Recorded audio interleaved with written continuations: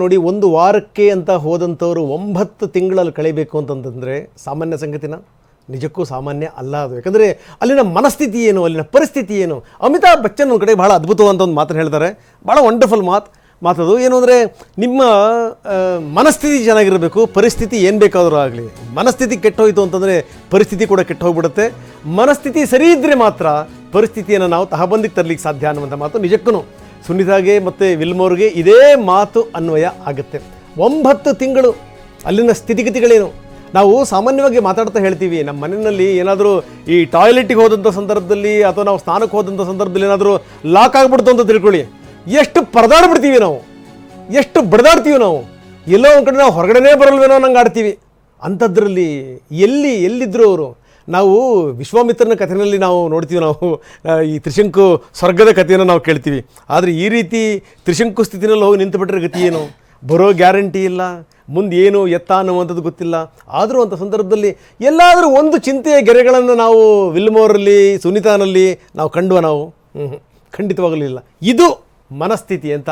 ಅಂದರೆ ಬಂದಿದ್ದನ್ನು ಎದುರಿಸಬೇಕು, ನೋಡೇ ಬೇಡ ಅನ್ನುವಂಥ ಮಾತಿದಿಲ್ಲ. ಈ ಮನಸ್ಥಿತಿ ಇವತ್ತು ಅವ್ರನ್ನ ಸುರಕ್ಷಿತವಾಗಿ ಭೂಮಿಯ ತನಕ ತಂದಿದೆ.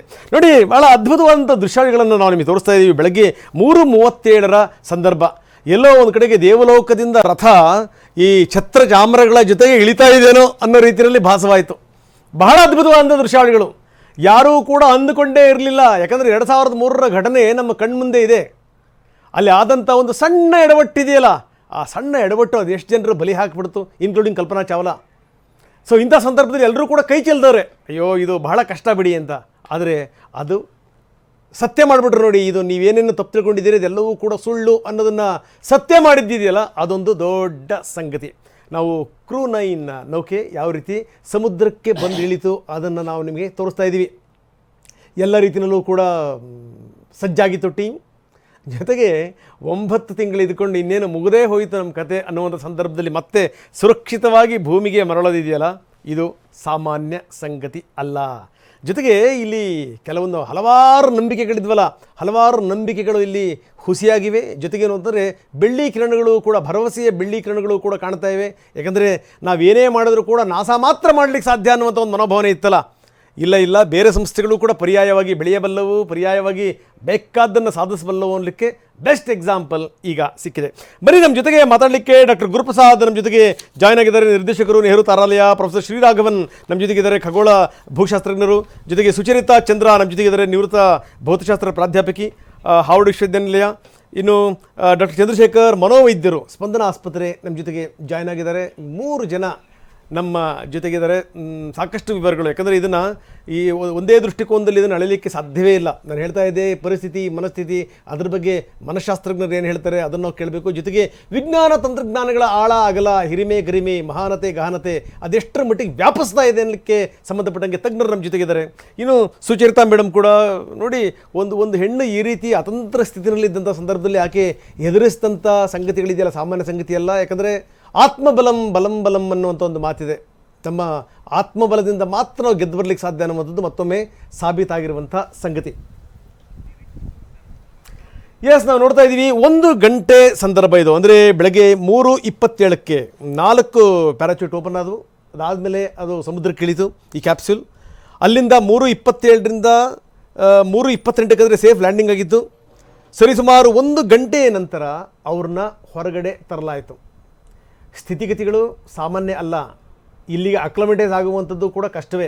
ಅಂದರೆ ಹಿಂದೆ ನಾವೇನು ಹೇಳ್ತಾ ಇದ್ವಿ, ಬಹುಶಃ ಅಷ್ಟು ರೀತಿಲಿ ಇಲ್ಲ ಅನಿಸುತ್ತೆ. ತಜ್ಞರಿದ್ದಾರೆ ಅದರ ಬಗ್ಗೆ ಮಾತಾಡಲಿಕ್ಕೆ. ಯಾಕಂದರೆ ನಾವು ಅಂತ ಇದ್ವಿ, ಈ ಬಂದಂಥ ಸಂದರ್ಭದಲ್ಲಿ ಅವರು ಶಕ್ತಿಹೀನರಾಗಿರ್ತಾರೆ, ಅಥವಾ ಒಂದು 100 ಗ್ರಾಮ್ ವಸ್ತುವನ್ನು ಕೂಡ ಎತ್ತಲಿಕ್ಕೆ ಸಾಧ್ಯ ಇಲ್ಲ ಅನ್ನುವಂಥ ಸ್ಥಿತಿನ ತಲುಪಿಟ್ಟಿರ್ತಾರೆ. ಅವರಿಗೆ ವಿಶೇಷವಾದಂಥ ಚಿಕಿತ್ಸೆ ಆಗಬೇಕು. ಅದಾದ ನಂತರ ಅವರ ದೈಹಿಕ ಸ್ಥಿತಿಗತಿಗಳು ತಹಬಂದಿಗೆ ಬರಲಿಕ್ಕೆ ಸಾಧ್ಯ.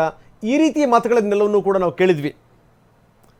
ಇದ್ರ ಬಗ್ಗೆ ತಜ್ಞರಿದ್ದಾರೆ, ಮಾತಾಡೋಣ.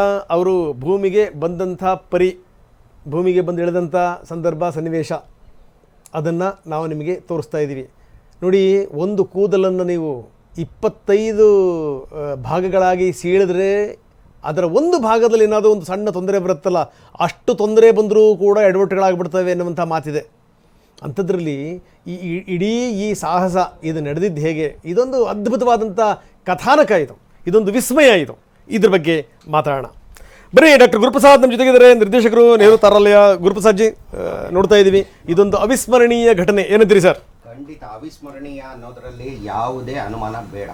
ಯಾಕಂದರೆ ನೋಡಿ, ಇವಾಗ ನೋಡಿ ಆ ವಿಜುವಲ್ಸಲ್ಲಿ ನೋಡ್ತಾ ಇದ್ದೀರಾ ಚಿತ್ರಗಳಲ್ಲಿ ನೀವು, ಆ ಸ್ಪೇಸ್ ಎಕ್ಸ್ದು ಆ ಕ್ರೂ 9 ಇವರನ್ನು 4 ಜನನ ಕರೆದುಕೊಂಡು ಬಂದಂತಹ ಕ್ರೂ ಡ್ರ್ಯಾಗನ್ ನೌಕೆ, ಈ ನೌಕೆಯ ಹೆಸರು ಫ್ರೀಡಮ್ ಅಂತ ಇಟ್ಟಿದ್ದಾರೆ. ನೋಡಿ, ಅದು ತೇಲ್ತಾ ಇದೆ.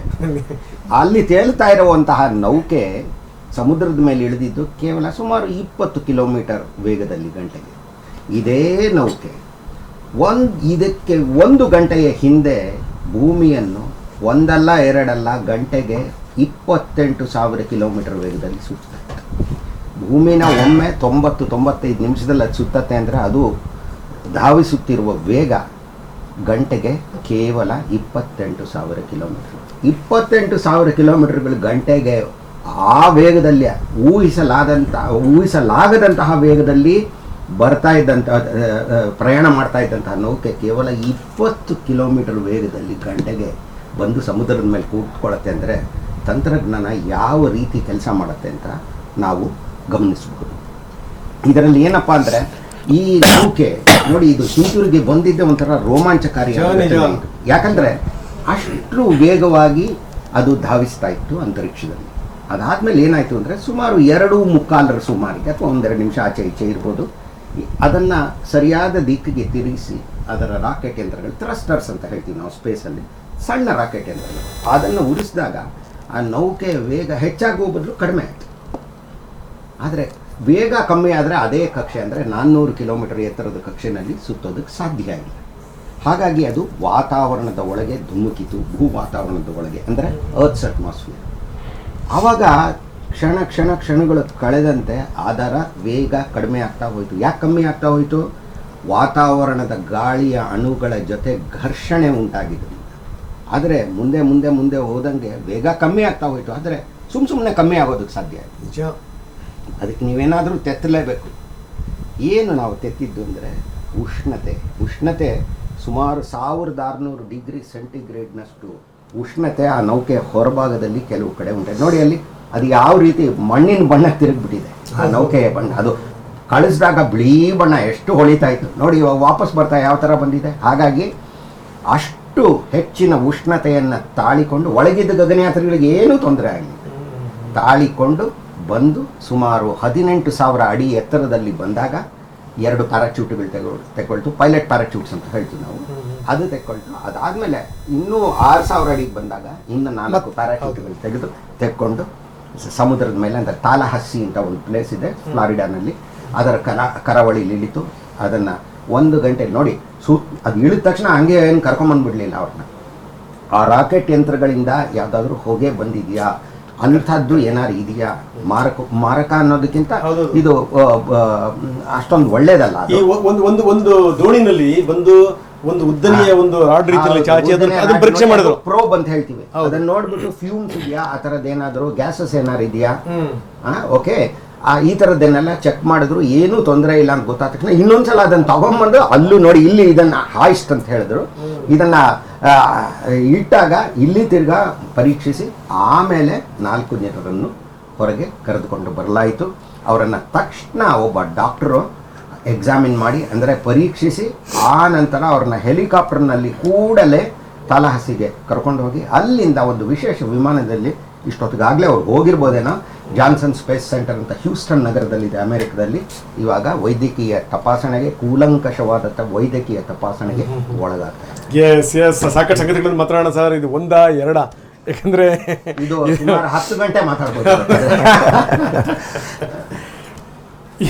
ಅವರು 17 ಗಂಟೆ ತಗೊಂಡ್ರು ಬರ್ಲಿಕ್ಕೆ. ನಾವು ಆಕ್ಚುಲಿ ಸುಮಾರು 170 ದಿನ ಅದ್ರ ಬಗ್ಗೆ ಮಾತಾಡ್ಬೋದು. ಹೌದೌದು, ಅಷ್ಟು ಎಕ್ಸ್ಪೀರಿಯನ್ಸ್ ಇದೆ. ಹಾಗೆ ಅಷ್ಟು ವೈಜ್ಞಾನಿಕ ಮಾಹಿತಿಗಳು ಸಿಗುತ್ತೆ.